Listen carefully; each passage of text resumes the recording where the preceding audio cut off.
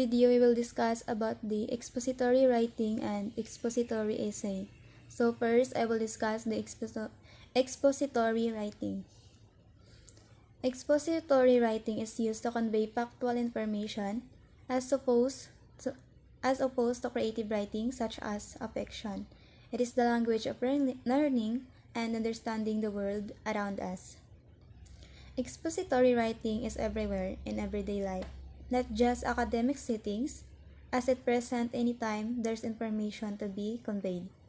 It can take form in an academic paper, an article for a newspaper, a report for a business, or even book-length nonfiction. It explains, informs, and describes. In composition studies, expository writing, also called exposition, is one of the 4 traditional modes of discourse. It may include elements of narration, description, and argumentation. Unlike creative or persuasive writing, which can appeal to emotions and use anecdotes, expository writing's primary purpose is to deliver information about an issue, subject, method, or idea using facts. Types of expository writing. So first is descriptive or definition. In this style of writing, topics are defined by characteristics, traits, and examples.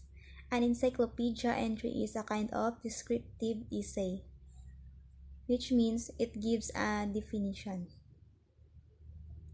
Process or sequential. This essay outlines a series of steps needed in order to complete a task or produce something. A receipt at the end of an article is a food magazine is one example. Another, comparative or contrast. This kind of exposition is used to demonstrate how 2 or more subjects are the same and different. And another, cause and effect. This kind of essay describes how one step leads to a result. An example is a personal blog, chronicling a workout regimen and documenting the result over time. Another is problem or solution.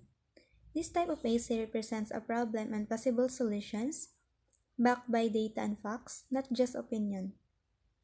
Then, classification. Classification essay breaks down a broad topic into categories or groupings.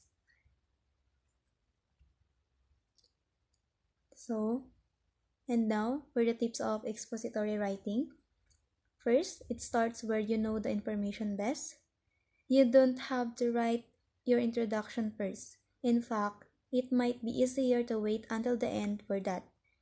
If you don't like the look of a blank page, moreover, the slugs from your outline for the main body paragraphs and the topic sentences for each, then start putting your information according to each paragraph's topic.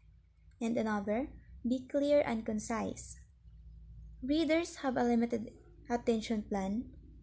Make sure case succinctly in language that the average reader can understand. So be clear and concise. Another one is, and the last, stick to the facts. Although an exposition can be persuasive, it should not be based on opinion only. Support your case with facts, data, and reputable sources that can be documented and verified. Then, there's another more. Consider voice and tone. How you address the reader depends on the kind of essay you're writing. An essay written in the first person is fine for a personal travel essay, but it is inappropriate if your business report you're describing a patient lawsuit. Think about your audience before you begin writing. So that's it for the tips and for writing expository writing. Good afternoon. So this is the continuation of our report and expository writing. And expository writing, planning your essay, they have 5 parts. Number 1, brainstorm. Number 2, compose your thesis. Number 3, examine your thesis. Number 4, outline. Number 5, research. In brainstorm, just down ideas on a blank piece of paper, connect them with arrows and lines, or just make lists. According to rigor, does not matter at this stage. Bad ideas don't matter at this stage. Just write down ideas and the insight in your head and will lead you to a good one. So it means when you get that idea, then repeat the brainstorm exercise with ideas that you want to pursue on that topic. Number 2, compose your thesis. In compose your thesis, when your ideas coalesce into a sentence in which you can summarize the topic you're writing about, you're ready to compose your thesis sentence. In another, write down main idea in a sentence that you'll explore in your paper. Number 3, examine your thesis. Is it clear? Does it contain opinion? If sorry busted out, because for this type of essay, you're stick to the fact and evidence. So that's why your source must reliable. Number 4, outline. It may seem inconsequential, but making even a quick outline can save your time by organizing your areas of pursuit and narrowing them down. Number 5, research. Find your data and sources to back up the areas you want to pursue to support your thesis statement. Look for sources written by experts, including organizations, and watch for bias. Possible sources include statistics, definitions, charts, and graphs, and expert quotes and anecdotes. Expository essay. Expository essay is a genre of essay that requires the students to investigate an idea, evaluate evidence, expound on the idea, and set for an argument concerning that idea in a clear and concise manner. 3 basic parts of expository essay: the introduction, the body, and the conclusion. So each is crucial to writing a clear article of effective argument. The introduction. The first paragraph is where you'll lay the foundation for your essay and give the reader an overview of your thesis. The body. The body at a minimum include 3 to 5 paragraphs in the body of your expository essay. The body could be considerable longer depending on your topic and audience. Each paragraph begins with a topic sentence where you state your case or objective.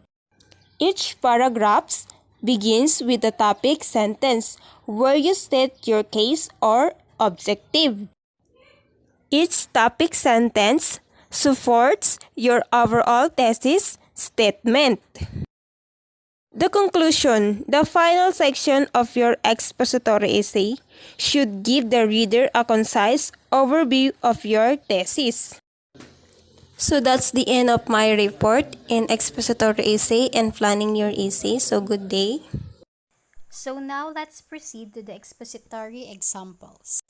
An expository article or report about a lake, for example, could discuss its ecosystem, the plants and animals that depend on it, along with its climate. It could describe physical details about its size, depth, amount of rainfall each year, and the number of tourists it receives annually. Information on when it was formed, its best fishing spots, or its water quality could be included, depending on the audience for the piece. An expository piece could be in the third person or second person. Second person examples could include, for example, how to test lake water for pollutants or how to kill invasive species. Expository writing is useful and informative.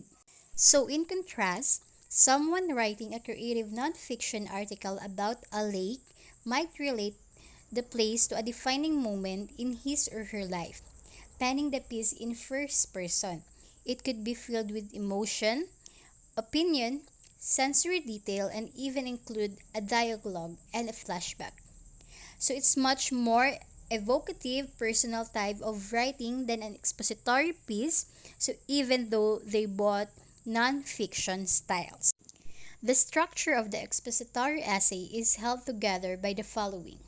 First, a clear, concise, and defined thesis assessment that occurs in the first paragraph of the essay. It is essential that this thesis statement be appropriately narrowed to follow the guidelines set forth in the assignment. So if the student does not master this portion of the essay, it will be quite difficult to compose an effective or persuasive essay. Next, clear and logical transitions between the introduction, body, and conclusion. Transitions are the mortar that holds the foundation of the essay together.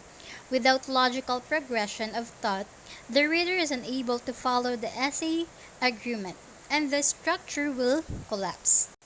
Body paragraphs that include evidential support.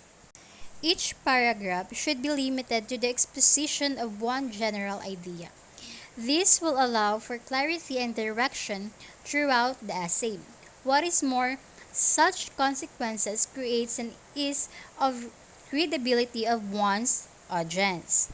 It is important to note that each paragraph in the body of the essay must have some logical connection to the thesis statement in the opening paragraph. Evidential support, whether factual, logical, statistical, and anecdotal. Oftentimes, students are required to write expository essays with little or no preparation. Therefore, such essays do not typically allow for a great deal of statistical or factual evidence. A bit of creativity. Though creativity and artfulness are not always associated with essay writing, it is an art from not less. Try not to get stuck on the formulaic nature of expository writing at the expense of writing something interesting.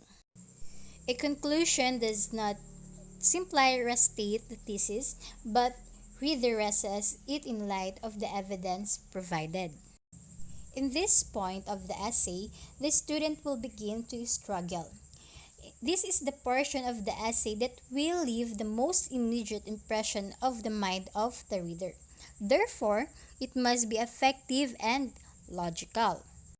So, do not introduce any new information into the conclusion. Rather, synthesize and come to a conclusion concerning the information presented in the body of the essay.